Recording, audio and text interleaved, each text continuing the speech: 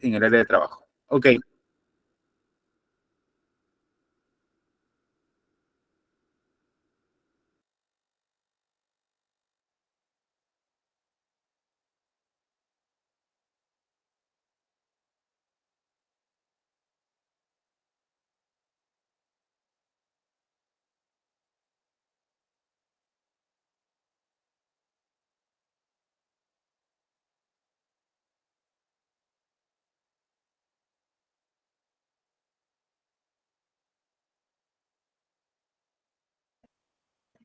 Bueno, muy buenas noches con todos alumnos. Vamos a ver esta sesión número 3 de investigación y el reporte de accidentes de trabajo. Como vimos en las clases pasadas también, hemos visto todo el contexto en que nos estamos situando en base a ser supervisores somos o en un nivel de gerenciamiento, ¿no? A nivel de seguridad. Hemos visto también algunos temas y muy importantes aquí vertidos, es que en la investigación y el reporte de accidentes y o incidentes peligrosos, vamos a tratar también algunas metodologías, muy aparte de lo que es el árbol de causas-efectos, la metodología de Ichikawa y el método del 5 por qué también, en base a lo que es las investigaciones de accidentes. Vamos a tratar y comentar también, como en los grupos pasados que he comentado en las sesiones y cursos, sobre lo que es la metodología, ¿no? Basada en seguridad, o sea, seguridad basada en comportamientos, ¿no? Que es un tema ya que en los últimos años se está implementando en diversas organizaciones a nivel mundial, ¿no? Inclusive, en muchos casos, grandes empresas en Europa que vienen implementando este tipo de metodología como la DuPont, ¿no? Metodología que indica un nivel de aprendizaje y la formación de líderes dentro de la organización en los temas vinculados a la seguridad y salud en el trabajo, ¿no? Entonces, con ello y con la normativa, vamos a ir dándole forma a toda esta sesión número 3 para que, en base también a la normativa de la Ley de Seguridad, la 29783, y el reglamento, ¿no? Conjuntamente y fusionado con ello, vamos a poder estar en un mayor grado de aceptabilidad, digamos, dentro de los desafíos que vamos a tener con referencia al tema de la seguridad y salud en el trabajo y o con la norma internacional, la ISO 45001 en seguridad y salud ocupacional, ¿no? Que es la ISO 45001. Vamos a ver en medio de este contexto, ¿no? Toda la clase que voy a dictar el día de hoy, ¿ok? Vamos a ver la primera diapositiva. Eh, Me hace referencia a lo que es la investigación y reporte de accidentes, que está en un basamento legal. En primer lugar, la Constitución Política del Perú, la Carta Magna, obviamente, la que dirige todas las directrices a nivel ejecutivo, y la Ley 26842, la Ley General de Salud, la Ley 29733 o Ley de Protección de Datos Personales, y la Ley Madre de Seguridad de Salud en el Trabajo, la 29783, ¿no? La Ley de Seguridad de Salud en el Trabajo y las modificatorias que siguen.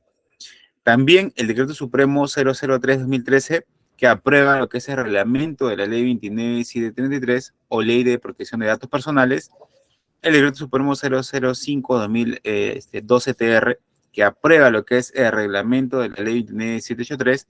Esto es muy importante porque este Decreto Supremo, el 005, es el que va a dar origen a toda la Constitución en el campo de seguridad y salud en el trabajo, en lo que es el reglamento, ¿no? El reglamento se utiliza mucho para ver temas sustanciales y desglosables de toda la literatura de la ley 29783, ¿no? Se van a ampliar mediante este reglamento, el 005, que lo aprueba el Decreto Supremo.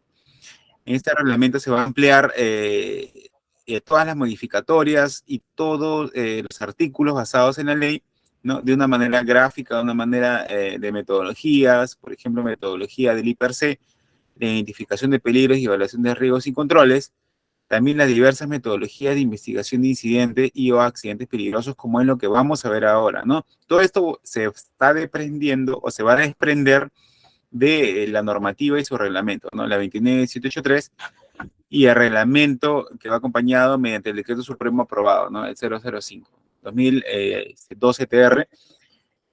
Y en cuanto a ello, vamos a lo que es originar todas las modificatorias y los registros asociados a ello. Eso vamos a explicarlo.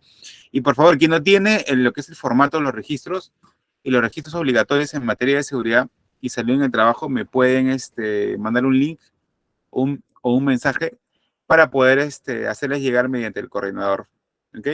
Y el coordinador ya me lo hace saber y yo les puedo juntar el documento. Ok, cualquier pregunta, por favor, me lo pueden hacer y pueden compartir también si tienen algún tema adicional que puedan dialogarlo en sus empresas, ¿no? También tenemos la resolución ministerial, la 050-2003 de TR, que va a aprobar el uso de los formatos referenciales. Ojo, acá es muy importante porque SUNAFIL siempre viene a fiscalizar formatos referenciales. Si tus empresas no las tienes, por favor, si me dices que no las tienes, ¿no?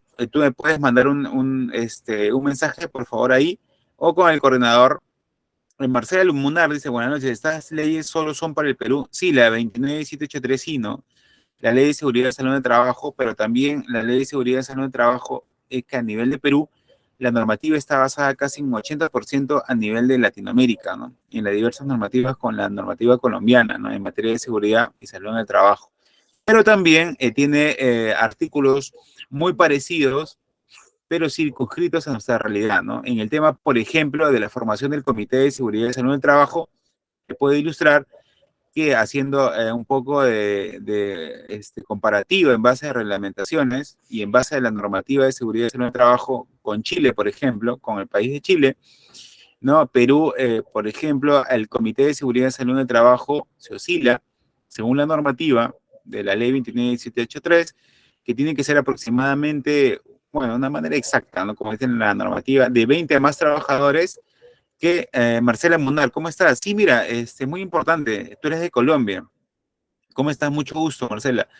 Mira, el tema de la normativa de la ley 29783 tiene en su basamento en el caso peruano casi más del 50-60% de lo que es la reglamentación colombiana, ¿no? En el tema de seguridad y salud en el trabajo, ¿no?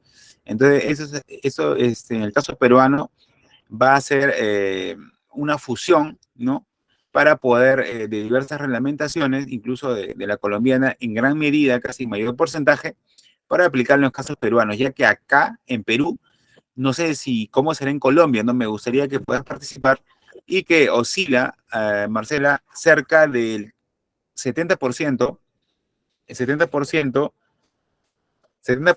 a nivel de lo que es informalidad, ¿no? Acá las micro y pequeñas empresas, casi el 76% son informales, o sea, no cuentan con trabajadores que están en planilla, trabajadores que no tengan seguros, inclusive que estén con la sobreexplotación a nivel de horas de trabajo, y muchos casos que hemos tenido de diversos siniestros asociados a lo que es a mesa redonda, por ejemplo, el incendio de mesa redonda, donde murieron jóvenes, dos jóvenes, si no me equivoco, asfixiados mediante un amago de incendio, un incendio provocado, digamos, ¿no? Y el siniestro por falta de lo que es orden, no tener extintores y todo lo demás, que estaban hacinados y trabajaban encerrados, ¿no? El dueño los dejaba con las puertas cerradas con seguro, ¿no? Se presentó el incendio y no pudieron escapar, ¿no? Murieron calcinados lamentablemente. También tenemos el caso de McDonald's, donde murieron dos jóvenes electrocutados, ¿no? Casi oscila entre las edades de 18, 23, 22 años. ¿Por qué? Porque existe mucho en el caso peruano lo que es la sobreexplotación, ¿no? Explotan, digamos, a lo que son más jóvenes. ¿Por qué? Porque no reconocen sus derechos que tienen en materia de seguridad y salud en el trabajo, ¿no? Entonces, es ahí un poco que no llegamos todavía a comprender lo que es seguridad y salud en el trabajo a nivel internacional, como es la normativa de la ISO 45001, ¿no? Que es de la familia de las ISO, tanto de la ISO 45001, que es en materia de seguridad y salud ocupacional, ¿no? Que hay algunos artículos o por así decirlo, definiciones, metodologías que se han aplicado también a la realidad peruana, ¿no? Y bueno, regresando al punto de la informalidad, cerca del 76% son informales en el caso peruano. Es por ello que esta normativa se ha tenido que trasladar al caso peruano, ¿no? Para poder estudiarla, ¿no? E implementar lo que es la seguridad de salud de trabajo a nuestra realidad. No sé cómo será el tema de la informalidad en el caso de Colombia, ¿no? No sé qué porcentaje hay de informalidad, ¿no? En el caso chileno es muy baja, ¿no? No sé en qué ratio estará del 30%, me imagino, de la informalidad o menos, ¿no? Pero en el caso peruano son 76%, ¿no? Son acá, por ejemplo, el tema más álgido ahorita es que los trabajadores ya en estos últimos años, después de pandemia, hay un gran porcentaje, que es más del 30-40%, que está creciendo inclusive en el contexto peruano, después de pandemia, se están volcando a lo que es al tema emprendedor, ¿no? O sea, hay más ¿cómo se llama? De temas empresariales, perdón, ¿no? Y menos ya temas de entrar en planilla, ¿no? Entonces es ahí cuando comienzan ya algunos desafíos en cuanto a formalizar una empresa, porque casi todos empiezan con una empresa informal, ¿no? Y luego se van formalizando en la medida que el gobierno, con el Ministerio de Trabajo y Promoción del Empleo, le dicte las facilidades, ¿no? ¿Por qué? Porque en el caso peruano, si bien tenemos la normativa de seguridad, salud de trabajo, ¿no? Cuando es una MIPE o una pequeña empresa, no cuentan con capital suficiente como para operar o tener, por ejemplo, varios profesionales en temas de seguridad y salud de trabajo. Incluso si tienen menos de 20 personas, como le dije anteriormente, cuando tú me dijiste las leyes son para Perú, ¿no? Y tú eres de Colombia, por ejemplo, en el caso del Comité de Seguridad y Salud del Trabajo, ¿no? El comité se forma si hay 20 trabajadores o más en una empresa, en el caso peruano. En el caso chileno son 25. Tiene que llegar a 25 personas, es donde la fiscalización, ¿no? El ente que fiscaliza a nivel del país en el tema de lo que son de los trabajadores que se encuentren en buenas condiciones, que infraestructura buena, todo lo demás, acá en el caso peruano es la SUNAFIL, ¿no? Es el órgano rector que fiscaliza todo el tema del trabajo y todo el tema de seguridad de salud ocupacional, ¿no? En el caso colombiano no sé cuál será el ente rector, ahorita carezco de esa sapiencia, digamos, en ese sentido, pero son normativas que están en el lado latinoamericano, ¿no? Se han entrelazado, ¿no? Y la normativa internacional la hizo 45001 y es una normativa voluntaria, pero varios ítems de la normativa de la ISO 45001 tienen mucha concordancia con el tema de la ley de seguridad y salud de trabajo en el caso peruano, que es la ley 29783, ¿no? Todos abocados a lo que es a la prevención de la seguridad y salud en el trabajo, ¿no? Oye, Marcela, quisieras comentar algo de cómo ves la realidad de Colombia en cuanto a la informalidad, de cuanto al tema de seguridad y salud en el trabajo, si ha habido siniestros también, como el caso peruano que vamos a comentar, ¿no? Dice Marcela, acá sí se debe tener a la salud y en la gran mayoría de trabajadores independientes. ¿Por qué? En las empresas privadas y no privadas, el SST es obligatorio, ¿no? Y hay hoy en día mucho seguimiento a las pequeñas empresas, ¿no? Claro, ahora hay seguimiento. Ya, en la gran mayoría de los independientes, porque en las empresas privadas y no privadas, claro, es obligatorio. Así también en el caso peruano es obligatorio. Y nos enfrentamos, como te dije anteriormente, a este contexto que después de pandemia ya se ha evidenciado, ¿no? En el caso peruano, por ejemplo, somos un país netamente con grandes empresarios, ¿no? Inclusive hay contextos que ya del 90 viene, donde hay una nueva contexto empresarial, ¿no? A nivel de lo que es de regiones, que le llamamos acá, ¿no? Que es región de la costa, sierra y selva, ¿no? Entonces, a nivel de Perú, ha habido muchos cambios a partir del 90 en adelante en el tema de lo que es de una nueva clase emergente, ¿no? Una nueva clase empresarial a nivel de país. Entonces vemos que muchos empezaron con forma de MIPES o informales y poco a poco han ido teniendo hasta medianas y grandes empresas, grandes éxitos, como por ejemplo la Cola Real, ¿no? Que empezó en una casa, digamos, de unos empresarios que se llama Añaños, digamos, y ahora es internacional, ¿no? Y prácticamente es la dueña de Big Cola, ¿no? Es una empresa multinacional que compite con la Coca-Cola y la Pepsi, por ejemplo, ¿no? Entonces es ahí donde surgió y sigue surgiendo esta innovación, el tema empresarial en el caso peruano, y es ahí el reto, ¿no? El reto de SUNAFIL en poder fiscalizar y poder, como principal factor, bueno, que tienen ellos como protagonistas, es de servir en primer lugar antes de fiscalizar, ¿no? Se le da oportunidades como ente rector de ponerse al corriente en el tema de seguridad y salud en el trabajo antes de fiscalizar, ¿no? Por ejemplo, si hay un comité formado de 20 personas a más, ¿no? Es comité, por ejemplo, se forma un comité de seguridad y salud en el trabajo, se escoge un presidente, vicepresidente, secretario, vocal, suplentes. Aparte de ello, el comité es bipartito y paritario, porque son como dos partidos políticos, ¿no? El empleador y la parte de los trabajadores, y en ambas cantidades, tanto los integrantes por parte del empleador como de la parte de los trabajadores son en la misma cantidad, ¿no? 5, 5, 4, 4, hasta un máximo de 6 y 6, por ejemplo, para llegar a 12 miembros, ¿no? Entonces, es ahí donde parte esta premisa, ¿no? Digamos, en toda la normativa de la Ley de Seguridad y Salud en el Trabajo, ¿ok?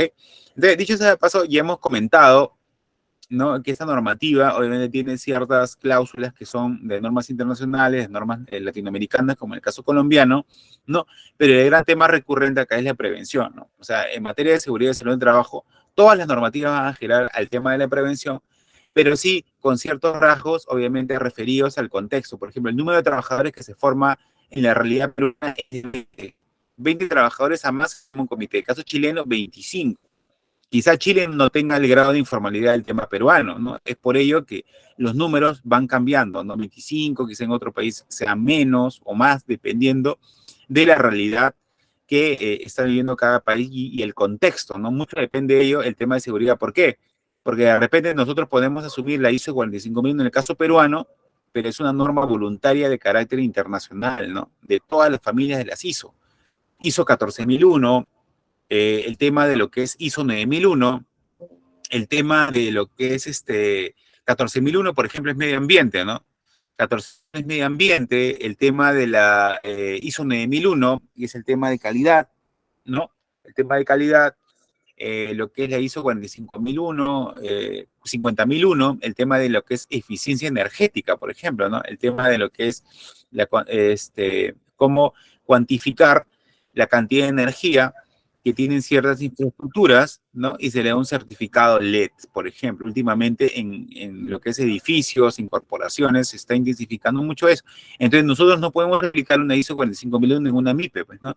Sí lo que se puede, sí, porque es voluntario, pero las cláusulas te dicen muchas cosas adicionales como tener EPPs, tener ciertos dispositivos que solamente hay en Europa y todo ello. Entonces no aterrizan mucho a lo que es la realidad nacional. Es por ello que la ley de seguridad, la 29783, en el caso peruano, hay 8 registros obligatorios, de los cuales está el registro de incidentes, el registro de accidentes, etcétera, etcétera. Entonces son realidades, ¿no? Realidades de distintos países, obviamente, y la normativa va a cambiar en ciertos grados, ciertas cláusulas, pero no obviando ni siquiera sacrificando, por así decirlo, el tema de la seguridad y salud en el trabajo, ¿no? Que es un tema primordial y de la cual va a circunscribirse las diversas normativas a nivel internacional y o mundial. ¿Okay?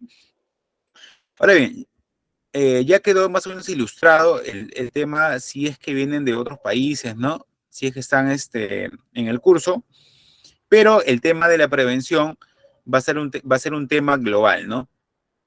Y sí, lo que va a cambiar es un poco el tópico de ciertas cosas específicas, ¿no? Como el tema de cantidades, por ejemplo, cantidad de trabajadores, pero las terminologías obviamente son iguales porque son temas de seguridad y salud en el trabajo, ¿no? O sea, una normativa internacional colombiana, incidente va a ser lo mismo, ¿no? Accidente, eso no tiene nada que ver porque son cuestiones netamente técnicas, de ingeniería, inclusive científicas, ¿no? Que se estudian los movimientos ahora.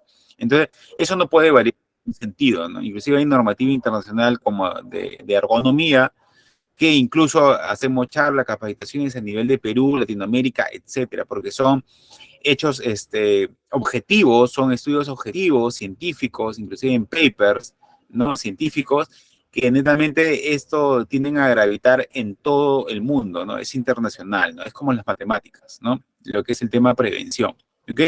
Lo único que va a variar son ciertas cláusulas donde se va a establecer el contexto ideal para el caso peruano, para el caso colombiano, etcétera, etcétera, ¿no? Eso es lo que quería diferenciar en gran medida, ¿ok? Ahora bien, Vamos a definir qué cosa es incidente. ¿Alguien sabe qué cosa es incidente? Me lo puede escribir ahí, por favor, en la... Marcela del Mundar dice, todas las empresas e instituciones privadas y públicas, ¿no?, que tengan a su servicio 10 o más trabajadores están obligadas a confirmar un comité paritario. Mira, qué interesante, Marcela. En el caso peruano es a partir de 20, ¿no? En el caso colombiano es a partir de 10. O sea, hay mucho más rigurosidad en el tema de la seguridad y salud del trabajo, ¿no? Entonces, acá están viendo cómo las cantidades van a oscilar, ¿no? Chile es 25, por ejemplo. Bolivia no sé cuánto número será, Venezuela tampoco, el caso de Paraguay, ¿no? En el caso también de Brasil, ¿no? Hay muchos que, por ejemplo, ustedes, su normativa es más básica, ¿no? En el caso de 10, por ejemplo, ¿no? 10 trabajadores es un número mucho más, es menor, ¿no? Incluso menor que el tema normativo de la realidad peruana, ¿no? Que es 20. Entonces, no sabemos por qué, a nivel de lo que es, cómo está el contexto de la formalidad o informalidad en el tema de Colombia, ¿no? Y también cuál será su política, su directriz en el tema de seguridad y salud en el trabajo que parte del mismo ministerio, ¿no? Quizás el Ministerio de Seguridad y Salud en el Trabajo a nivel de Colombia es más riguroso en ciertos aspectos, ¿no?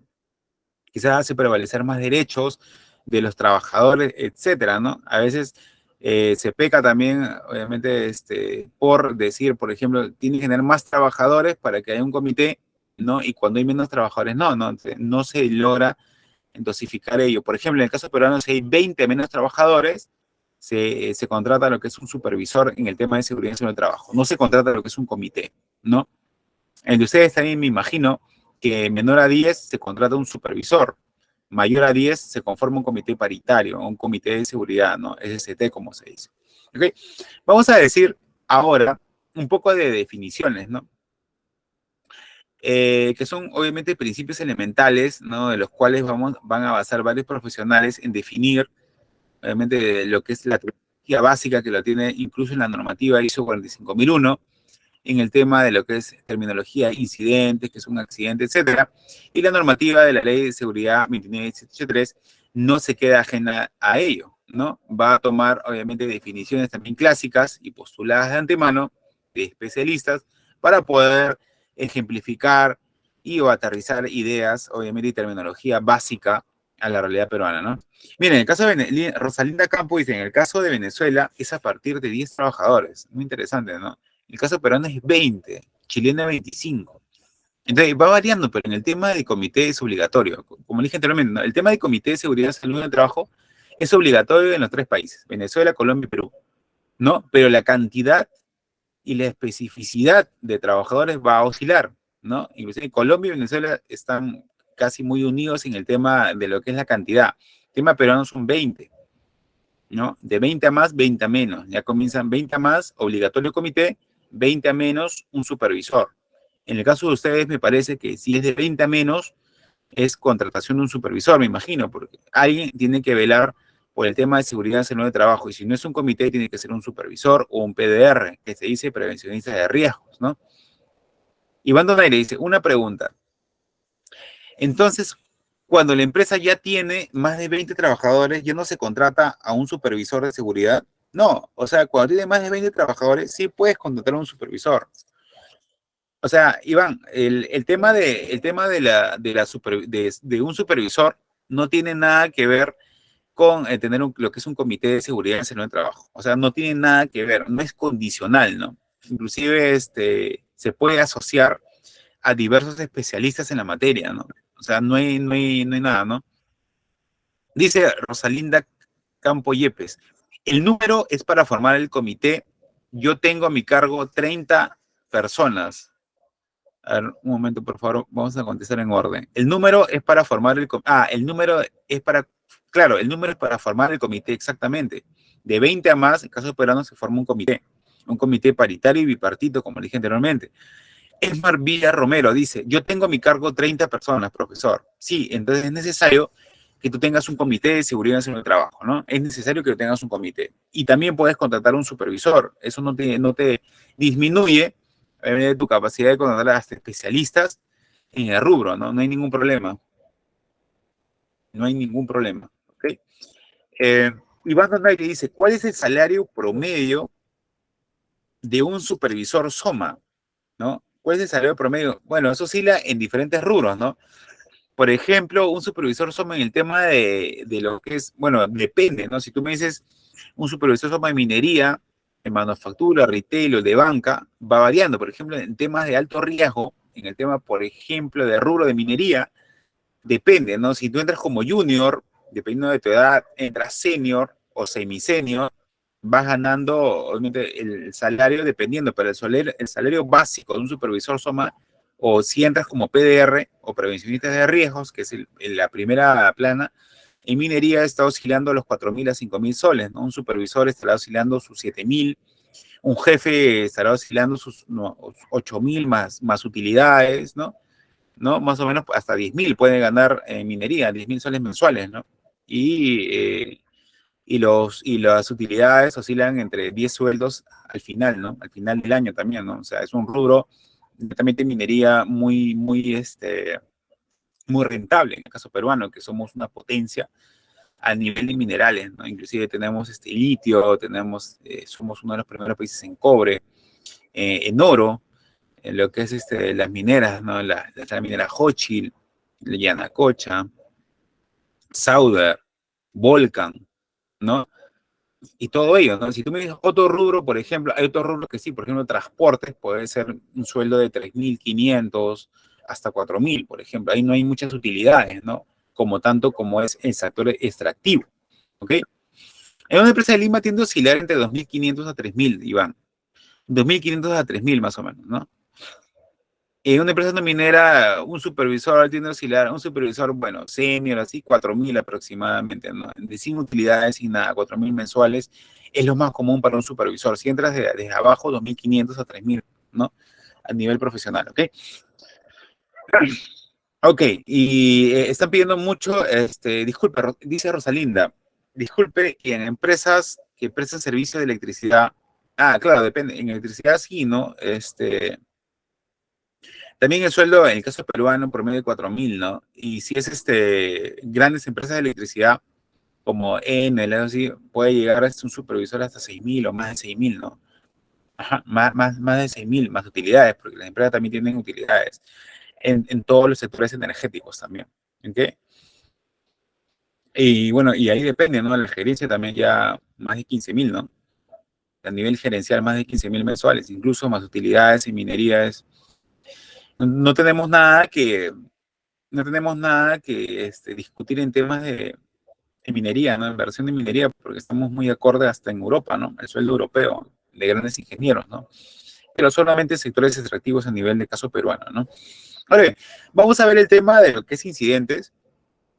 Es todo suceso acaecido en el curso en el curso de que está haciendo un trabajo. Obviamente, como vemos, un empleador que tiene con lo que es un equipo de trabajo, ¿no? Una carretilla, ¿no? Y la persona sufre lesiones corporales, por ejemplo, ¿no?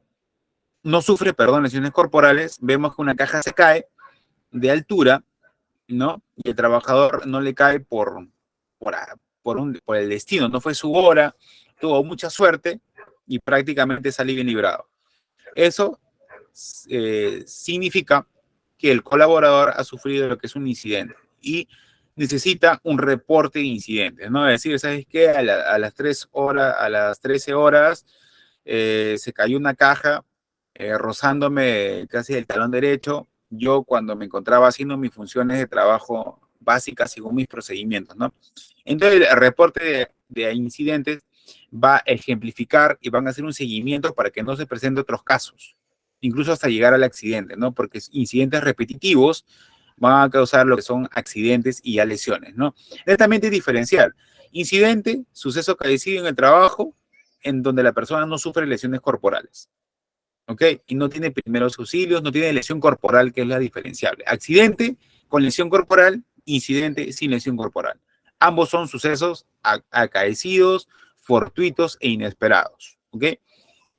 Simple, accidente, lesiones corporales que reciben tratamiento, incidentes, no sufre lesiones de consideración, incluso no sufre lesiones corporales, ¿no? Incidentes, se reportan, obviamente que sí se reportan.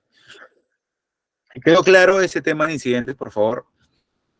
Ahora bien, cuando ustedes, él les tenga una chamba, ya para que puedan ustedes ya desarrollar en el caso colombiano, ¿no?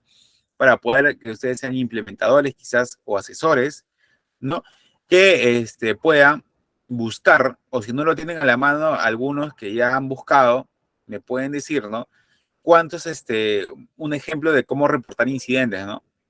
Y qué tipo de peligros asociados y riesgos asociados hay en cada rubro de trabajo. Por ejemplo, el sector minero tiene peligros asociados a ciertos riesgos, manufactura también otros, transporte otros, ¿no? Cada uno obviamente se va a lo que es especializar en ese tema, en ese rubro, ¿no? Y tienen diferentes incidentes. Ojo, acá los incidentes son clave porque son la parte de la experiencia que tiene el colaborador en manejar en ciertos rubros de trabajo, ¿ok? Si tú trabajas en minería, vas a analizar y vas a volverte un sabio, pues, ¿no? En el tema de lo que es incidentes y accidentes relacionados al rubro de minería. Pues si te vas al área administrativa, en el área de bancos, también hay incidentes y accidentes, y o accidentes, pero con diferentes peligros y diferentes riesgos, ¿ok?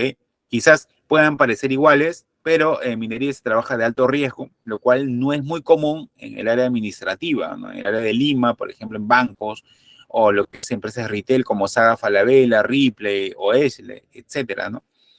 Pueden ser trabajo de alto riesgo en altura, pero el tema del contexto, el tema del clima, el tema de los diferentes procesos de trabajo no van a ser iguales, ¿no? Entonces, es ahí donde hay diferentes tipos de incidentes y o accidentes de trabajo. Entonces, si ustedes me puedan decir ahí qué tipo de incidentes y o accidentes tienen, o de repente tienen una data, yo puedo también complementarles de acuerdo a lo que el coordinador me va a solicitar, de acuerdo a su interés que tengan por el curso, por el tema que ustedes quieran implementarlo y o aprender, ¿no? Pero quedó claro, ¿no? Incidente es sin lesiones corporales, es todo suceso acaecido en el trabajo, ¿no? En relación al trabajo, pero sin lesiones consideradas o lesiones corporales, ¿no? Lo cual el accidente es todo lo contrario, ¿no? Son obviamente situaciones acaecidas o sucesos acaecidos en el trabajo, pero que efectivamente tienen lesiones corporales. Como vemos ahí en el gráfico, tenemos a un colaborador que lamentablemente le cae lo que es una caja gigante, ¿no? Que tiene, obviamente puede tener herramientas y todo, y el colaborador, me imagino que queda atrapado ahí.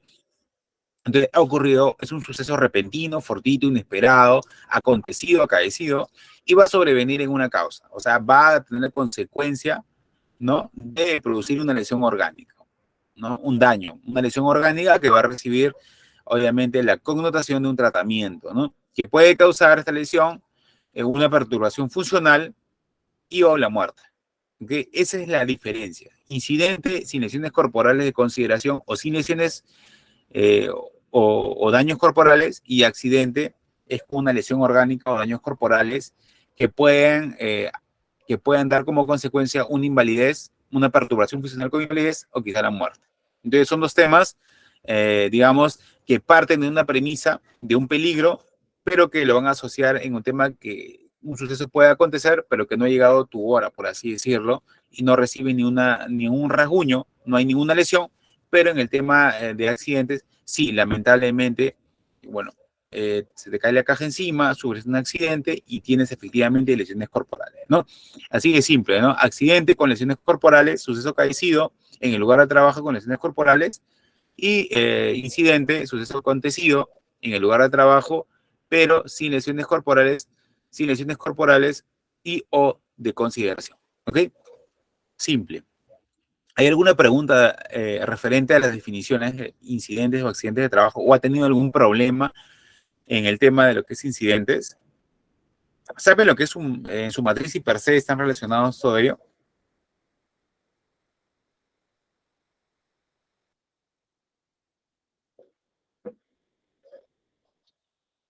Me lo puedo comentar acá en lo que es en el borrador.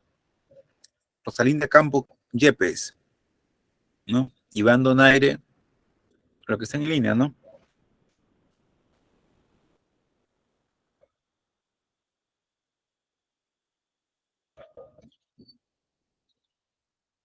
Ahí me pueden escribir, por favor, para poder leerlos.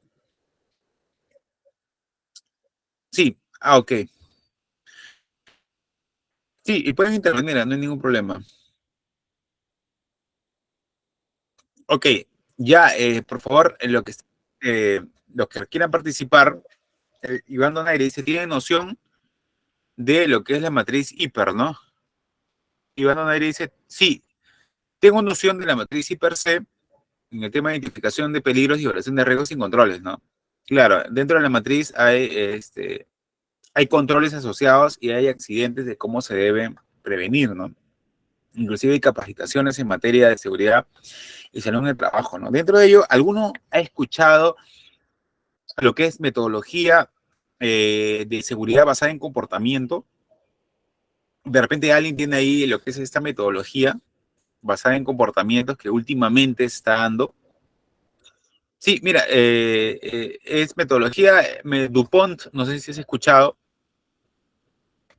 Claro, metodología DuPont, ¿no? Hay diversas metodologías, seguridad basada en comportamiento, ¿no? Y mira, la experiencia nos dice que la normativa no lo es todo, ¿no? Incluso las empresas que presentan una mayor cantidad de lo que es incidentes o accidentes de trabajo, una mayor cantidad, adolecen de lo que es una cultura preventiva, ¿no? Claro, en el curso pasado ITEC hablaban sí, yo hablé del tema DuPont, ¿no? Porque nosotros hacemos capacitaciones en materia de lo que es metodología DuPont, ¿no?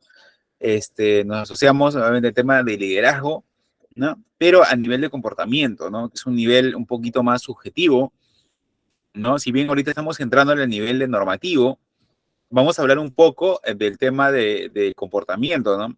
Y el tema del comportamiento es clave. ¿Por qué? Porque muchas empresas pueden ser que quizás cumplan toda la normativa, ustedes vayan a hacer diversas inspecciones de trabajo en lugares clave y siempre ocurren o hay ocurrencia de incidentes o accidentes. Siempre hay ocurrencia.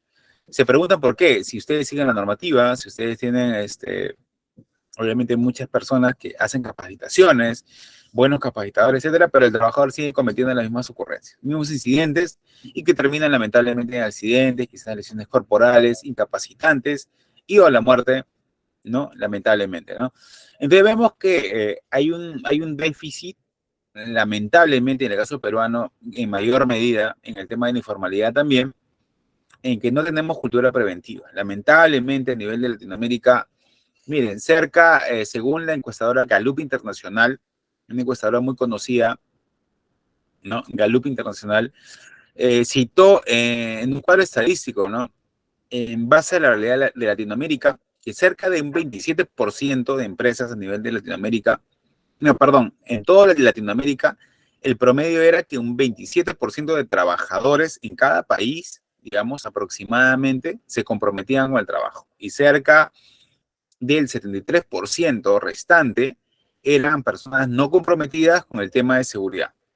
Entonces vemos que casi hay un 80% que no se compromete con el tema de seguridad y salud de trabajo, a pesar que va al trabajo, hace todas las labores, hace su IPRC, hace su tema de charla de 5 minutos, etcétera, etcétera, pero lamentablemente no se compromete con la organización en el tema de SP, ¿no? Tiene lo que es muchos reglamentaciones, muchas capacitaciones, etcétera, etcétera, pero no se comprometen lamentablemente. Y se han preguntado por qué. No es un tema de la normativa, ¿no?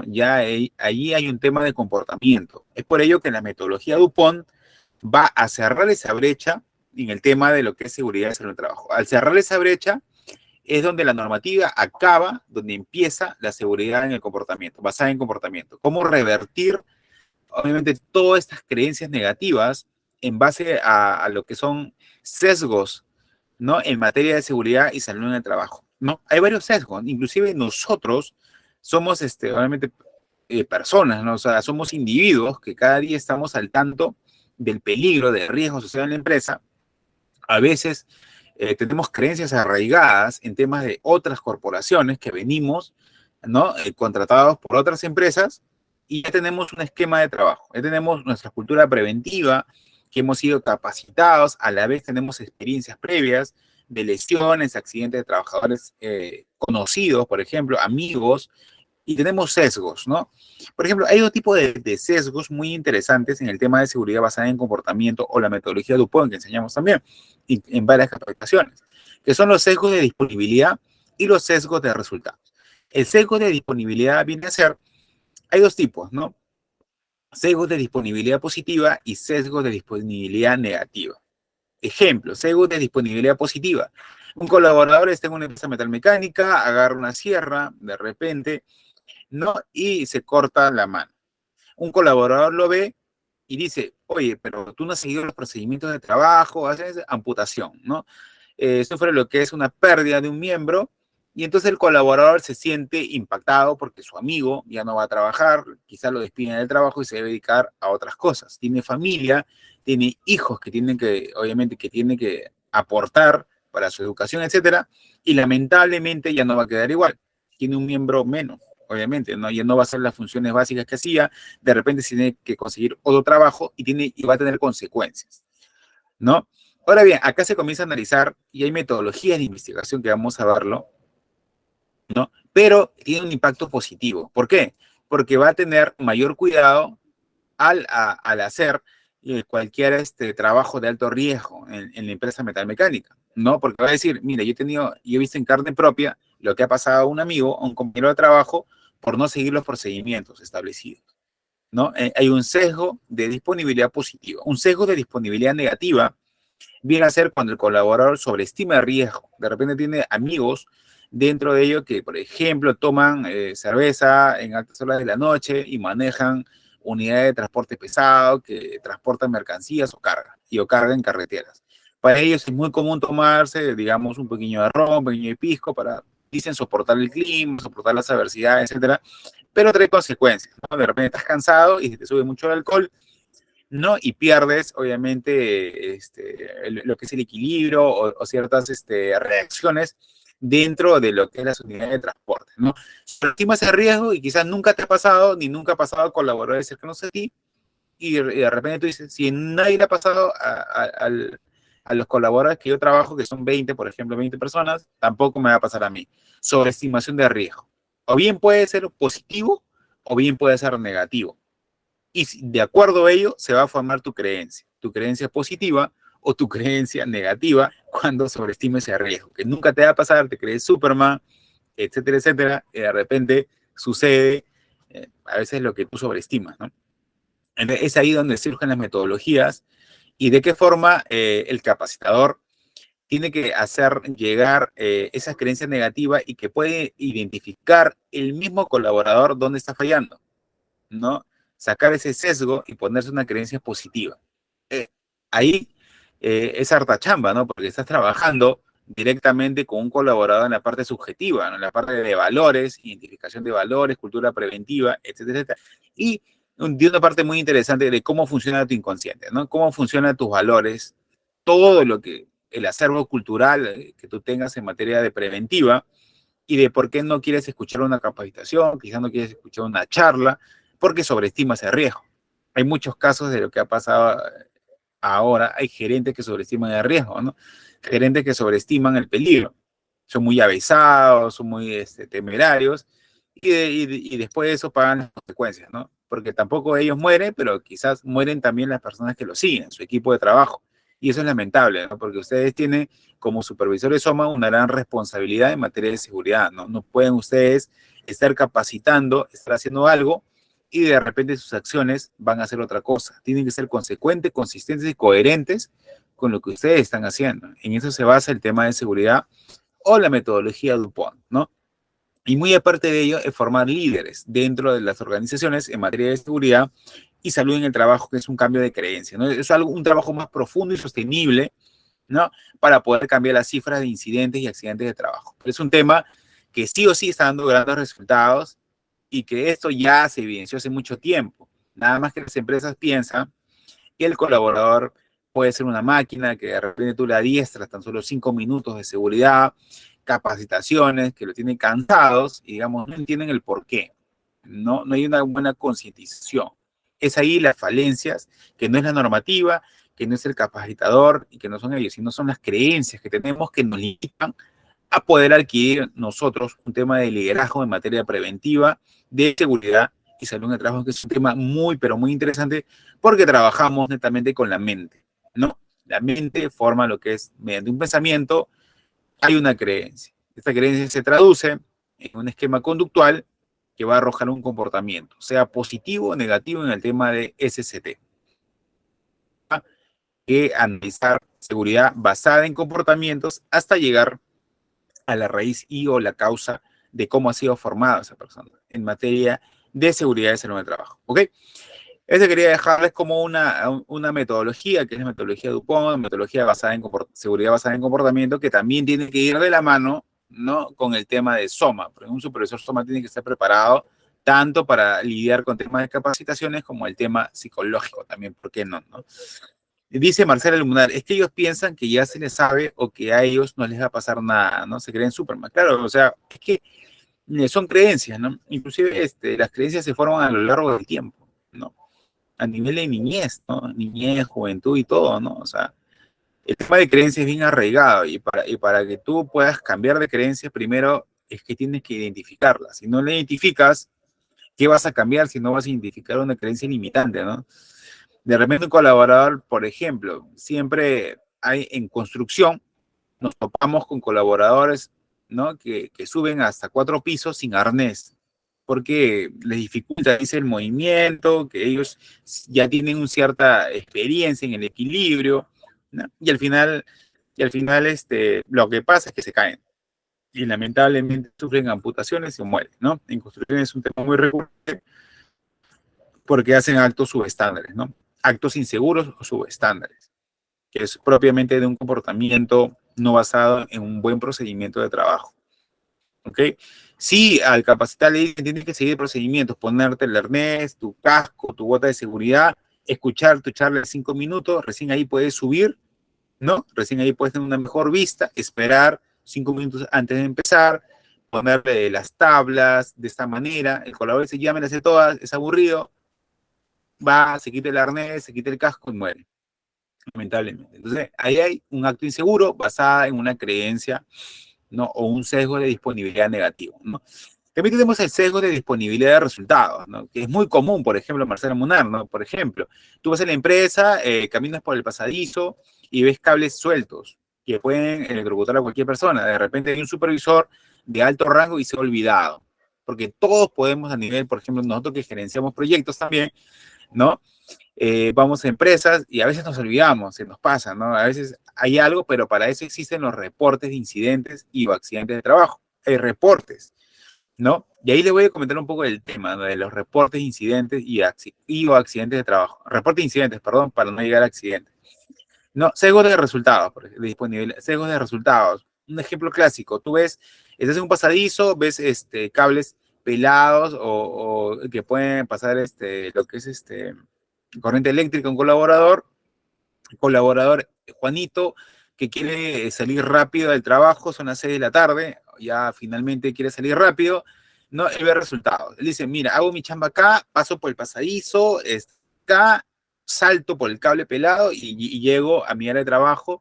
Y incluso si yo soy capacitado para hacer reportes, no lo hago. ¿Por qué? Porque tengo un tema que quiero ver a mi familia, el tráfico es muy atareado a las 6 de la tarde, X cosas, tengo que estudiar, tengo un diplomado, un curso de especialización, me voy, ¿no? Entonces, es ahí un sesgo de resultado. ¿Por qué más le interesa el resultado de salir rápido y acabar rápido, obviando ciertos procedimientos, como el reporte de incidentes? Ahora bien, ustedes saben que la prisa es enemiga, ¿no?, de todo el tema de seguridad. La prisa es la enemiga número uno, ¿no? Cualquier persona rápida o veloz que hace las cosas sin procedimientos son los caseritos en accidentes, ¿no?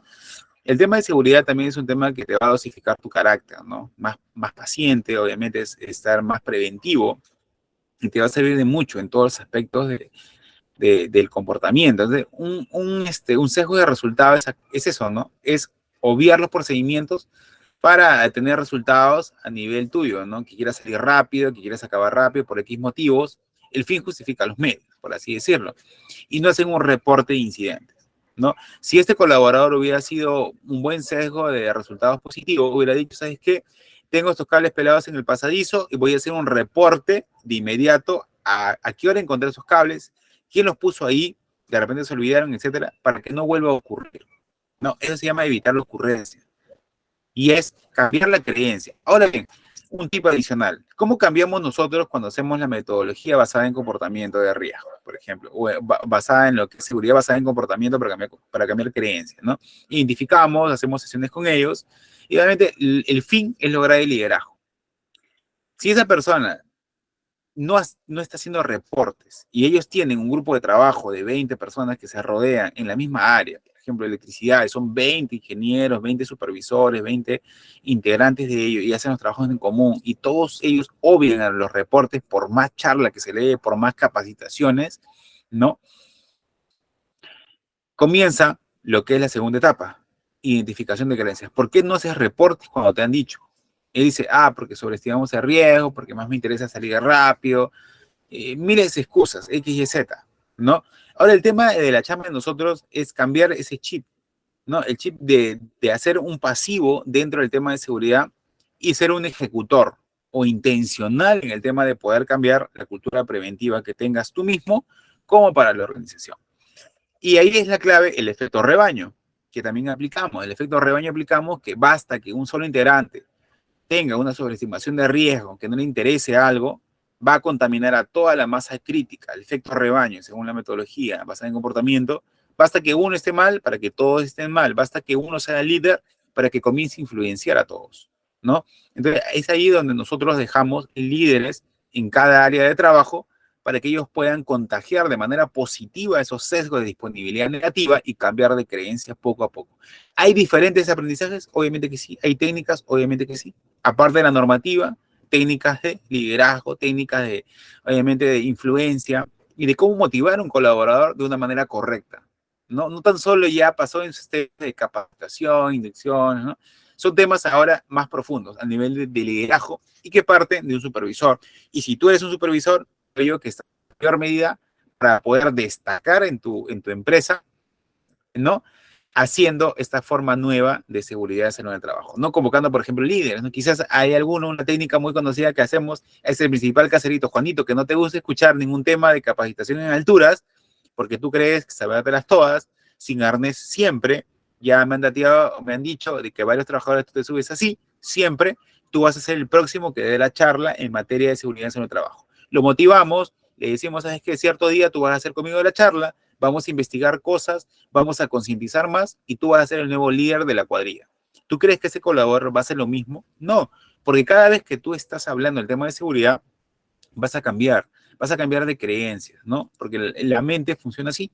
El aprendizaje, cuando tú enseñas, obviamente está demostrado, obviamente que aprendes más y vas a ejecutar casi inconscientemente los buenos patrones que tú estás insertando, obviamente, en tu mente, ¿ok? Es ahí diferentes las técnicas asociadas con la normativa que estamos viendo ahora de la Ley de Seguridad y Salud en el Trabajo. Marcelo Mundial dice, y por eso las empresas ya prefieren y apoyan el ST, ¿no? En todas las áreas y que un supervisor haga sus reportes en cada área y así los tengan mínimos los incidentes, que es lo que se busca.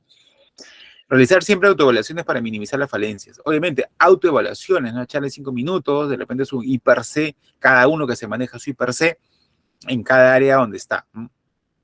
Obviamente, eso se basa. Miren, y la encuesta Gallup Internacional también decía, ¿no?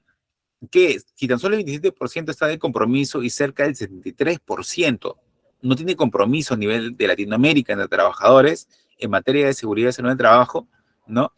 Esos trabajadores hacían 3 variables en resultados para la empresa.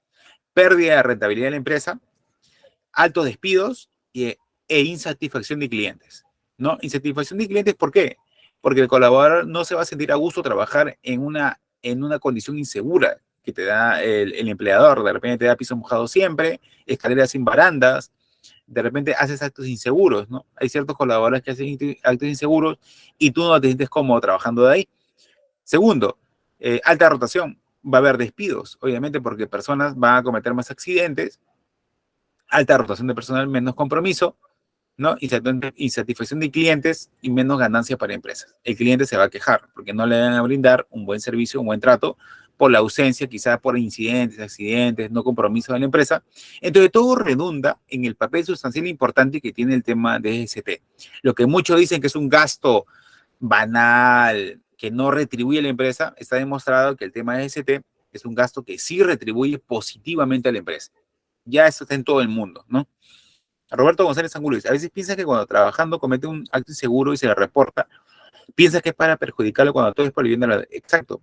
¿Y ahí qué opinas? ¿Hay un sesgo de disponibilidad o no? ¿Hay un sesgo, una creencia negativa? Creo que sí, porque están pensando algo, ¿no? Que realmente han aprendido mal, quizás en otras empresas no tienen una cultura preventiva que se maneja, obviamente, eh, que se maneja una libertad de expresión, que es también liderazgo, porque el liderazgo también basa de un supervisor en saber cruzar información de parte del área gerencial como de la parte del área de trabajadores, ¿no? Del primer escalafón de la persona que te saluda a la entrada de tu organización hasta el nivel gerencial que dicta todo lo que es la finanza, la logística y todo ello, ¿no? Si hay un feedback de información, no tiene por qué tener miedo, ¿no? Inclusive a reportar un incidente, ¿no? Y ni siquiera tiene que temer que lo pueda perjudicar todo ello, ¿no? Porque todo ello retribuye una cultura preventiva sana, que se dice, ¿no? Muy bien, Roberto Angulo. Roberto González, muy interesante tu punto de vista. Ahora bien, la siguiente diapositiva en la terminología, por favor, eso está en la normativa de la Ley de Seguridad en el Trabajo. Ahorita les voy a decir en qué artículos están para que ustedes puedan buscarla y si no la tienen en la normativa, me puedan preguntar, ¿no? Y me puedan decir que yo se las pueda pasar por intermedio del coordinador que está llevando este curso, ¿ok? Accidentes, tenemos el accidente leve, ¿no? Lo que es es una lesión netamente, ¿no? De trabajo que va a involucrar lo que es lesiones corporales, ¿no? Que van a recibir lo que es un tratamiento médico. ¿Ok? Si no hay un tratamiento, si no hay lesiones corporales de consideración, sean amputaciones, pérdida temporal, perdón, discapacitante temporal o discapacidad permanente o de repente y o la muerte, no se considera lo que es un accidente, se considera lo que es un incidente, si no tiene daños corporales o lesiones corporales, como se dice, y no reciben tratamiento médico. ¿Ok? Accidente leve, hay varios tipos, bro. Esto se encuentra en la normativa y acá en la diapositiva les voy a dejar un poco de todo el extracto, ¿no? Que estoy, obviamente, de la normativa de la ley 29783 y que también lo pueden encontrar en la ISO 45001, las correctas definiciones, porque casi todos se han anexado, ¿no? De la norma internacional en definiciones, ¿no? Les puedo pasar a las normativas, si ya las tienen, ok, por favor las leen, de acuerdo a los artículos que voy a dejar a continuación después de esas diapositivas, en lo que respecta al tipo de accidente. Lo que es accidentes leves, tenemos, es un suceso cuya lesión da resultado a la evaluación médica que puede generar en el accidentado un descanso breve, ¿no? Accidente, ok, lesiones con descanso breve, no un descanso de un año, 2 años, no puede elaborar al día siguiente, pero ya tiene lesiones corporales, ¿no? Obviamente, te puede dar un martillazo, el dedo se te hincha, ese día te dan de libre, hasta el día siguiente. Si son más días, ya no es un accidente leve, sino es un accidente incapacitante, que te puede incapacitar, como dice la palabra, pero varios días, con un tratamiento médico, ausencia justificada al trabajo, ¿no? ¿Por qué? Porque tienes un tratamiento, ¿ok? Ahora bien, la siguiente, pues, ¿alguien de ustedes ha tenido lo que es un accidente de trabajo o problemas con el colaborador, con el trabajador, con el empleador? Ahí me lo pueden comentar también. En forma de accidentes también, ¿no? Hay causas de los accidentes, son uno o varios eventos relacionados que concurren para generar lo que es un accidente, ¿no? Que es falta de control, ¿no? Que puede ocurrir, que son causas básicas también, que se van a subdividir en factores personales, factores de trabajo y las causas inmediatas, condiciones subestándares, ¿no? Que son lo que es faltas de control. Son fallas, ausencias o debilidades administrativas en la conducción del empleador y o servicio en la fiscalización en las medidas de protección en materia de SCT. Las causas básicas, ojo, acá son muy referidas al tema de también seguridad basada en comportamiento, porque son referidas a factores personales y factores de trabajo. Factores personales, ¿quién no ha ido a un trabajo cargados de problemas, de estrés, quizás se lleva mal con el compañero de al lado, ¿no? Y hay factores personales que están agudizados últimamente en los trabajos y que realmente cuando se hace una metodología de investigación no se analiza correctamente, no se va directamente a hacer una metodología tan compleja como lo que es Leichikawa, árbol de causas de efectos, el método de los 5 por qué, inclusive otras metodologías, pero no se van a lo real, ¿no? Quizás el colaborador ha cumplido todos los procedimientos, todo lo demás, pero está desconcentrado por un estrés o por una creencia negativa, sobreestimación de riesgo y nadie lo ha analizado, ¿no? Comportamiento conductual, creencia, ¿no? Y va a seguir haciendo la misma incidente si es que no se cambia esa creencia, a menos que le pase factura y de repente tenga un accidente tan grave que recién recapacite, ¿no? Lamentablemente. Factores de trabajo tenemos referidos al trabajo, las condiciones y medio ambiente, ¿no? Por ejemplo, brindar, que el empleador brinde lo que son trabajos seguros, dentro de infraestructuras seguras, ¿no? Por ejemplo, pisos en buen estado, por ejemplo, infraestructuras, arnés en buen estado, implementos de protección personal en buen estado, cascos a tu medida, respirador, etcétera, etcétera.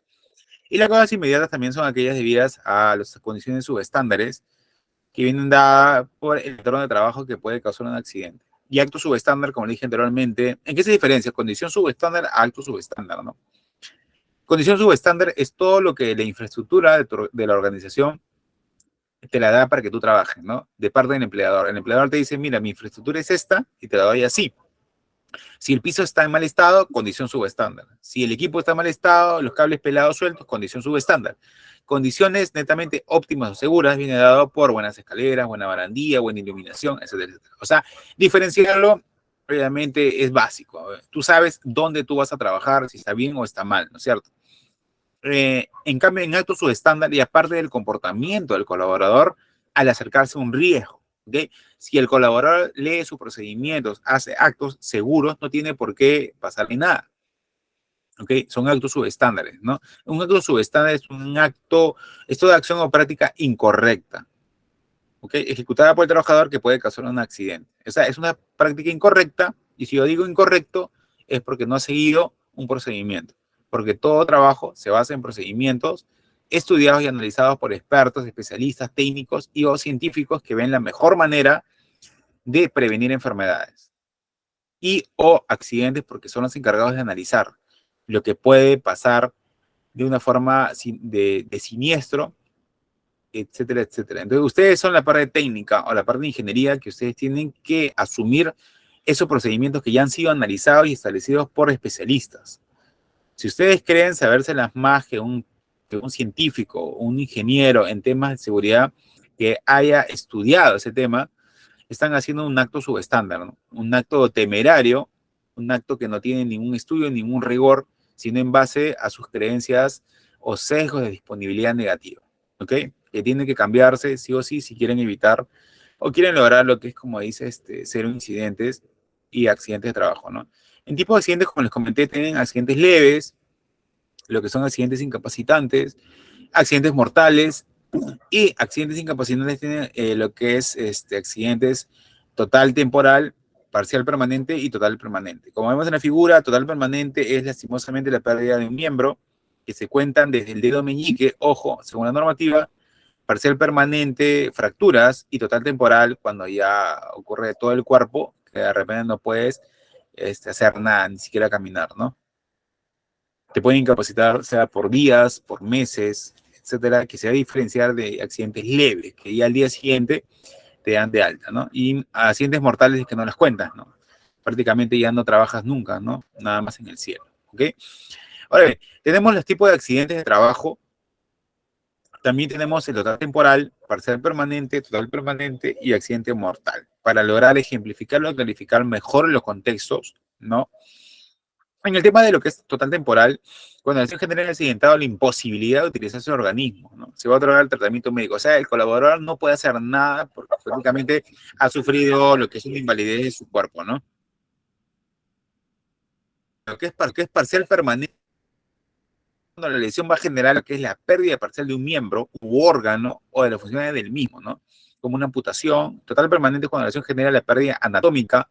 Perdón, parcial permanente es cuando la lesión genera la pérdida parcial de un miembro, quizás un tejido o algo, pero que no me va a imposibilitar, digamos, o asir algo con los dedos, ni tampoco realizar mis funciones que antes hacía. En cambio, total permanente es una amputación. Obviamente que sí va a darme consecuencias, porque tú no puedes utilizar una herramienta, por ejemplo, de esta manera, asirla, si es que no tienes un dedo, el dedo índice, meñique o anular, por ejemplo, ¿no? Y accidente mortal es todo suceso que va a acontecer en la muerte del colaborador, ¿no? Y es un ejemplo clásico, obviamente, en este tema de lo que es preventivo, obviamente es incidir en, por favor, la manera preventiva, ¿no? Ahora bien, el gráfico lo explica mejor, ¿no? Tenemos al colaborador parado en dos baldes de pintura y que lamentablemente no utiliza escaleras. ¿Qué cosa es usted? ¿Qué me dicen? ¿Es un acto o condición insegura? Ahí me pueden comentarlo, ¿no? Rosalinda Campo Yepes dice, al momento de notificar un accidente, ¿a dónde se debe hacer? ¿A los UNAFIL? No, la notificación se da al empleador. El empleador tiene que darle en menos de 24 horas ante el Ministerio de Trabajo y Promoción del Empleo. Y también el Ministerio va a dar pasos a UNAFIL conforme con el empleador, ¿no? Pero el principal es el Ministerio de Trabajo y Promoción del Empleo y utilizando también una cierta metodología de investigación que vamos a verlo ahora, que le va a presentar cómo ha analizado e investigado cómo ocurrió el accidente y o incidente peligroso, ¿no? Y reportarlo dentro de 24 horas al Ministerio de Trabajo y Promoción del Empleo y también es una FIL mediante la página web. ¿Quién me puede decir lo que ha ocurrido esto, no? Es un acto condición, ¿no? Este colaborador parado, sin arnés, sin escalera, claro, es un acto, exactamente. De ahí vamos a ver mañana, y quisiera pasar un juego, ¿no? También con varias PDF para que puedan también que sea más dinámico y presentar varios actos y condiciones, porque las personas se equivocan, ¿no? También se equivocan en lo que es acto-condición y también se equivocan en lo que es diferenciar peligro y riesgo, ¿no? Peligro es todo potencial de ocurrir lo que es y un accidente, ¿no? En cambio, obviamente, el riesgo ya es algo materializable, ¿no? Que se basa con la interacción del colaborador para que ocurra lo que es un siniestro, ¿no? O un accidente. Entonces, es ahí el conjunto de peligros y accidentes y lo que es riesgos también se equivocan, actos y condiciones también se equivocan, y este es un tema muy importante cuando ustedes van a investigar lo que es un incidente peligroso y un accidente, ¿no? No saben decidir, o muchas veces nos equivocamos si es condiciones, actos, si son peligros, riesgos, ¿no? Nos equivocamos en terminología, nos equivocamos en muchas cosas, y por ello no logramos una correcta investigación. Por ejemplo, es un acto, claro, Marcela Munera, es un acto porque es probablemente del comportamiento inapropiado e incorrecto del colaborador, como vimos anteriormente, es una práctica incorrecta, no seguida por procedimientos, acto subestándar netamente o acto inseguro. Acto, por ejemplo, es trabajar sin arnés y condición es trabajar con implementos dañados. Exactamente, ¿no?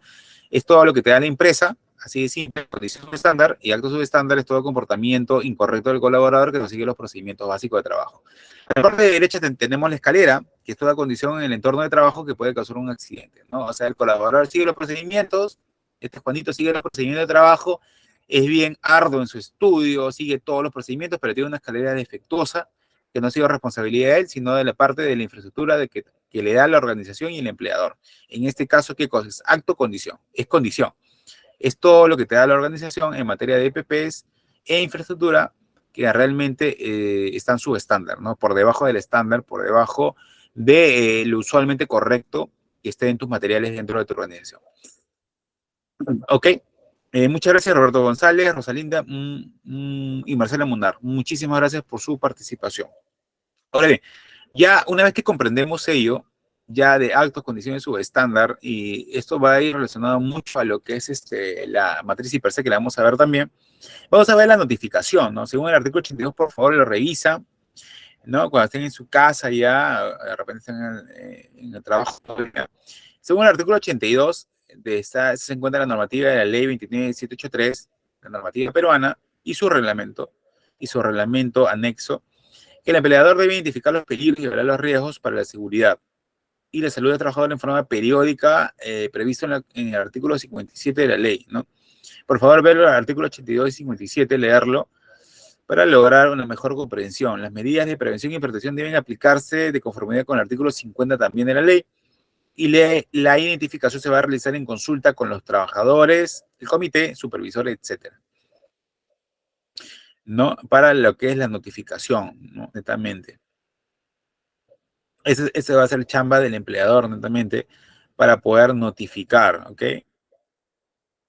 Y la identificación se va a realizar en consulta. Obviamente, la identificación de peligros, cuando tú vas a hacer tu matriz y per se, de acuerdo, para poder minimizar o eliminar lo que es el tema de los riesgos, ¿no? Si se producen incidentes peligrosos y o accidentes, lamentablemente, si lo harán hasta la muerte, por ejemplo, llega, ¿no? Es la identificación. Y en esta chamba, en este trabajo, tiene que ser el comité. de seguridad, salud en el trabajo, también debe estar el sindicato, porque el sindicato es el que va, digamos, a defender a los colaboradores si sus derechos son vulnerados, ¿no? Ese también por parte gerencial, que a veces no se preocupan por ello, y hay muchos casos en la realidad internacional también que pasan muchas veces, ¿ok? Como le dije anteriormente, el empleador tiene 24 horas para reportar un accidente al Ministerio de Trabajo y Promoción del Empleo. Como le dije anteriormente, por favor, leerse el artículo 82, el artículo 110 del reglamento de la ley 29783. Quien no tiene, por favor, me lo hace saber para yo poder pasarle con el coordinador el artículo 110 de la normativa. Y tiene también los centros médicos asistenciales para tratar lo que es accidentes y enfermedades profesionales, ¿no? Y te lo dicen los días, 5 días hábiles de cruzar el diagnóstico para poder saber qué tipo de enfermedad ocupacional puedes tener. ¿Okay? Por favor, leer el artículo 110 y el artículo 82, que se encuentra en la normativa de la ley 29783 y su respectivo reglamento, ¿no? ¿Ok? Algunos lo tienen o todos ya, algunos no lo tienen o algunos sí lo tienen. Me pueden escribir de acuerdo a lo que requieren, por favor.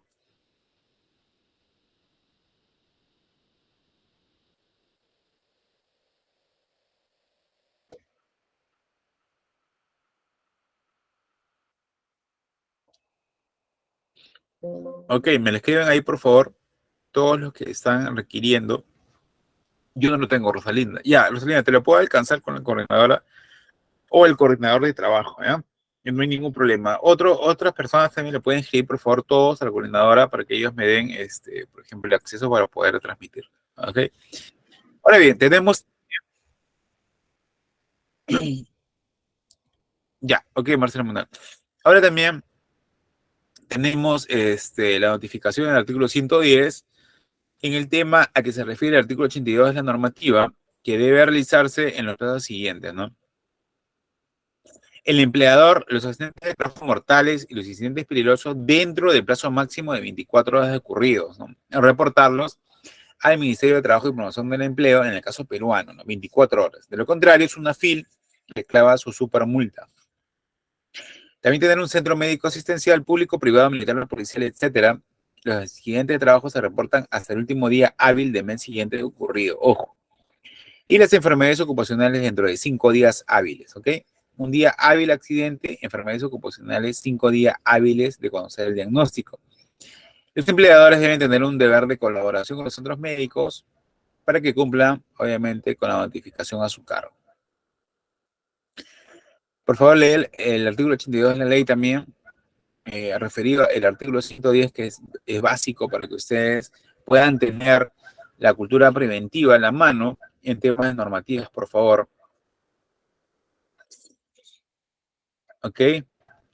Ya. Ahora pasamos a la siguiente diapositiva en lo referido a la investigación. ¿Qué tipo de, acá está SUNAFIL, por ejemplo, ¿no? Que tiene el colaborador haciendo lo que es una investigación de incidentes o accidentes peligrosos, por ejemplo, ¿no? Tenemos acá al colaborador en el proceso de lo que es la identificación de los factores o elementos, circunstancias, o lo que es puntos críticos, ¿no? Que me va a tipificar que van a concurrir en lo que es accidentes o incidentes peligrosos, ¿no? La investigación de lo que es accidentes e incidentes, ¿no? La finalidad en la investigación es revelar la red de causalidad, ¿no? Y de este modo permitir a la dirección del empleador tomar las acciones correctivas y preventivas y prevenir la recurrencia de lo mismo, ¿no? Es un profesional en lo concerniente a las responsabilidades del Comité de Seguridad y Salud del Trabajo, ¿ok? El tema de la investigación, ¿no? Es un tema de analizar, obviamente, las circunstancias en que han concurrido el incidente o accidente de trabajo. La finalidad de esta investigación es revelar la causa raíz de por qué ha pasado este incidente peligroso o accidente, ¿ok? Y tomar las acciones correctivas, y en este caso actualizar la matriz IPC, ¿no? En lo que es riesgos y controles, para poder minimizar ya casi nuestra exposición a riesgo en temas recurrentes, ¿ok?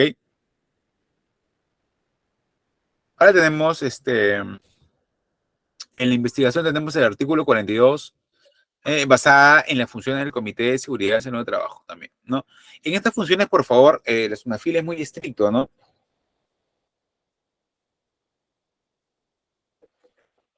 Por ejemplo, acá en el caso peruano, La SUNAFIL multa mucho a los que no cuentan con evidencias sólidas de parte del Comité de Seguridad y Salud del Trabajo cuando no tienen ustedes evidencias de las funciones que están ocupando dentro del comité.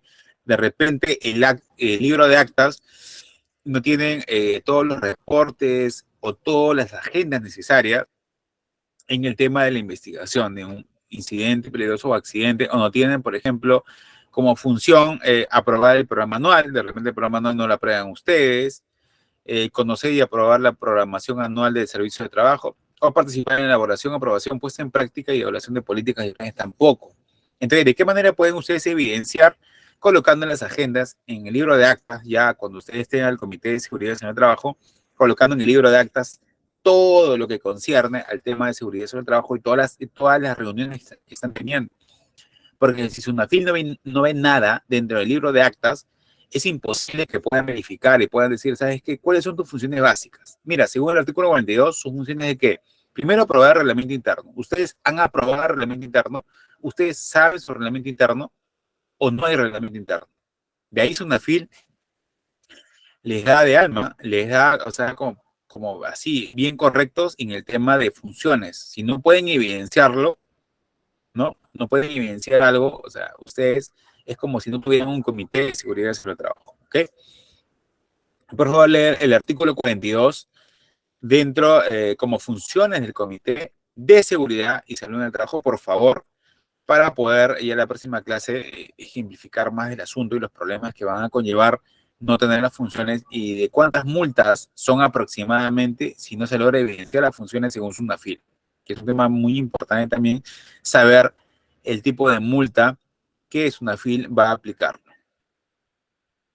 En la investigación tenemos el artículo 92 que me dice que, digamos, quiénes son la parte interesada que va a investigar, según el artículo 92 de la normativa, te dice, ¿quién investiga, ¿no? Cuando hay un incidente peligroso o accidente? Según el artículo 51 de la ley, debe considerar los factores que pueden afectar a los trabajadores en relación a la función reproductiva. Este es el caso del artículo 51 que también me interesó, porque hay mujeres embarazadas que obviamente sufren continuamente accidentes y incidentes peligrosos y que también es necesario que lo puedan leer si es que ustedes puedan tener familiares o algo que no que sean vulnerados sus derechos en el tema de lo que es accidentes que han tenido un incidente, ¿no?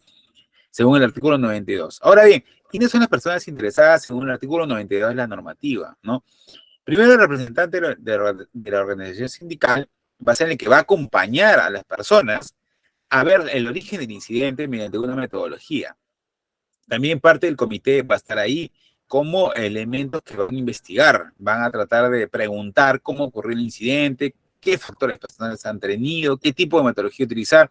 Y los trabajadores también, el personal ya netamente de confianza o personal que ya tiene cierta experiencia, puede servirle de guía en cuanto a procedimientos de trabajo al parte del Comité de Seguridad, porque recordemos que el Comité de Seguridad en el Trabajo es un conjunto paritario y bipartito de personas, tanto de empleador como de trabajadores, que a veces no saben todas las áreas de trabajo que puedan tener una empresa. De repente el comité no tiene ningún trabajador del área de lo que es metal mecánica y solamente cuente con un trabajador que es el principal que sepa el tema. Le pueden preguntar a él cómo ha pasado ello y qué consideras tú como trabajador que tiene cierta experiencia en lo que ha ocurrido. Entonces el colaborador te puede decir, mira, yo tengo cierta experiencia, los conozco a todos y sé que todos hacen ese procedimiento.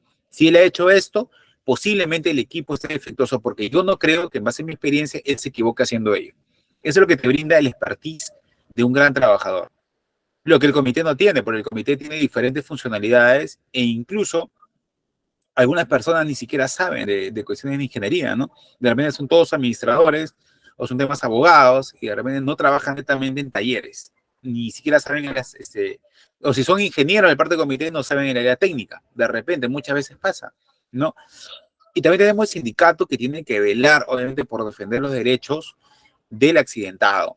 Y el empleador que tiene que estar como, obviamente, el que va a indemnizar e incluso va a defenderse de todo lo que es un accidente que tiene que investigar. Entonces, ese es el esquema fundamental de las personas interesadas cuando van a investigar un accidente de trabajo y o un incidente peligroso. Y lo se encuentra, por favor, en el artículo 92 de la normativa de la ley 29783. Por favor, leerlo para la próxima clase y tenerlo al pendiente. Ahora bien, también tenemos referido a lo que es la investigación, cómo investigar, ¿no? ¿Cómo podemos investigar y utilizar una metodología básica? Primero, el tema de investigación de incidentes o accidentes de trabajo deben tenerse en cuenta lo siguiente: reportar de forma inmediata el suceso, lo que es la recopilación también de información inmediata, ¿no? Posibles evidencias, contar con una metodología de investigación, identificar las causas del suceso hasta llegar a las causas raíces, ¿no? Y establecer e implementar acciones correctivas o de repente vamos a tener un cuadro al final que le voy a lo que es diferenciar lo que son acciones correctivas de una corrección, ¿no? Y esta es la secuencia del tema de investigación: reportar, recopilar, contar, identificar y establecer, ¿ok? Implementar mejoras correctivas. Ya, que quede bien claro como teoría en base al orden del tema de investigación y las metodologías. Tenemos una metodología básica, ¿no? Que es el tema de los 5 por qué, que se va preguntando, obviamente, así como ejemplo, ¿no? Hay un colaborador que está en una silla y se cae. Entonces te dicen, ha tenido una lesión de rodilla y le preguntan, ¿y por qué ha sucedido ello?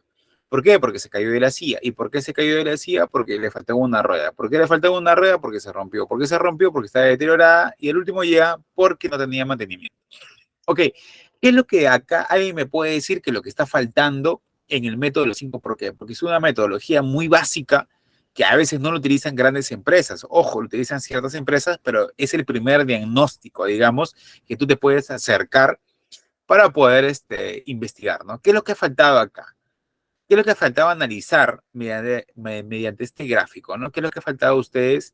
O sea, pueden ustedes pensar, ¿no? A mí me lo pueden escribir, o me lo pueden decir e intervenir, no hay ningún problema, ¿no? Pero hay diversas metodologías que son de aproximación y hay otras metodologías que son ya para rubros más sofisticados, ¿no? Como el caso de minería, manufactura, donde hay ya un nivel de riesgo más alto, ¿no? Que se tiene que esclarecer ya en diferentes ángulos de investigación, ¿no? Pero es una aproximación, pero hay ciertas falencias, ¿no? Me la pueden decir quizás por escrito, por favor, para que tengan una mayor aproximación ya a las otras metodologías.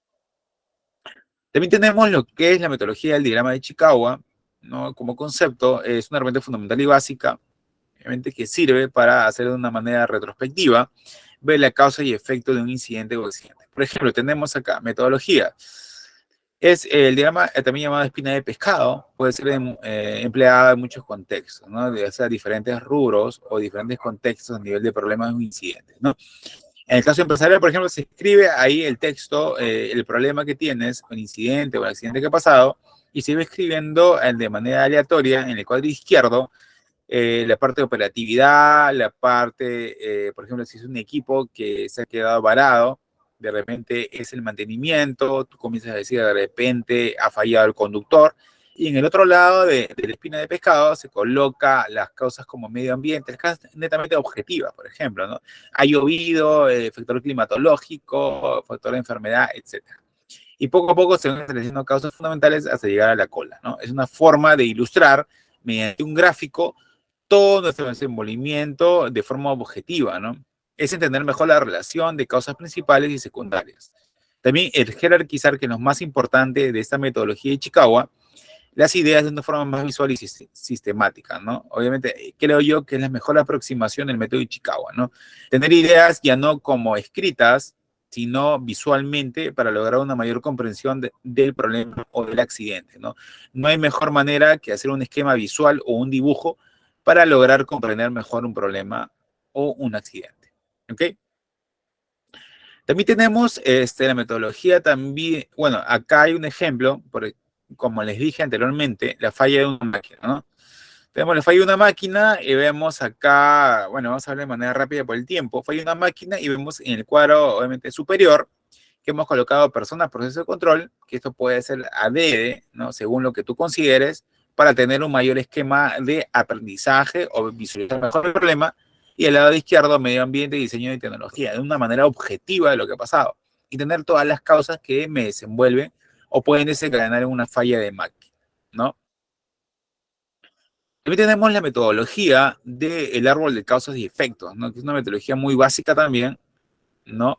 Que es donde se pone al comienzo el incidente, cómo se ha producido, ¿no? El incidente, primero, ¿qué es lo que tenemos como evidencia? El golpe de trabajador por caída de altura. Trabajador golpeado y pérdida de vida, obviamente. Y en la descripción se ponen cómo sucedió y el incidente, ¿no? El incidente provocado fue porque un andamio se desprendió cuando el colador estaba haciendo los trabajos de izamiento de carga, ¿no? Entonces se preguntan las causas inmediatas de por qué sucedió ello. Causas inmediatas y las causas básicas que subyacen a las causas inmediatas, hasta lograr un razonamiento exhaustivo de una manera netamente hacia abajo para las causas básicas como un árbol, no ver las raíces antes de llegar a las ramas donde está el problema. Ahora bien, por motivos de tiempo, jóvenes, estudiantes también, le voy a dejar unas metodologías para ver en la próxima clase y le voy a dejar unos formatos, ¿no? Para que ustedes puedan comentarlo de acuerdo a las empresas. Les dejo las diapositivas para que sirvan de referencia. En la próxima clase les envío, bueno, antes de la próxima clase, algunos formatos para que ustedes puedan complementarlo y poder trabajarlo de una manera de los 10 primeros minutos de la siguiente clase, que me hagan unas preguntas de acuerdo a estas metodologías. Les voy a pasar los formatos, no es nada del otro mundo, sino es tan solo práctica referidas a estos ejemplos que estamos teniendo y referidas a sus empresas. Quisiera que coloquen sus empresas en ciertas metodologías, si ha pasado un incidente o un accidente, y me la puedan comentar, ¿no? ¿Ok? Ya siendo las 9:32, nos pasamos 2 minutos.